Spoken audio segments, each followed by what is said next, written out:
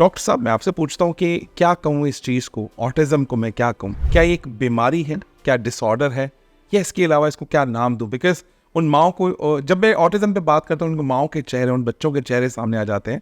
एक छोटा सा वाक़या जो ऑफलाइन आपसे बात कर रहा था कि ऐसे ऐसे लोग जो मतलब सामने दीवार है, सफ़ेद कलर की दीवार, वो लग रहे हैं दीवार में, सरों पे चोट, मतलब मुझे से आदमी को ऐसा लगा कि इसको कितनी चोट लगी होगी।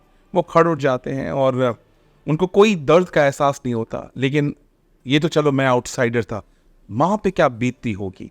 तो इस नज़रिए को सामने रखते हुए आप मुझे बताएं कैसे डील किया जाए, और what is this, is it disease और अ डिसऑर्डर? देखिए, ऑटिज़म जो है वो उसको हम ऑटिज़म स्पेक्ट्रम डिसऑर्डर कहते हैं। इसकी वजह ये है कि स्पेक्ट्रम पे हर बच्चा मुख्तलिफ होता है। पहली बात ये समझने की ज़रूरत है। इसके 3 लेवल होते हैं: माइल्ड, मॉडरेट, सीवियर।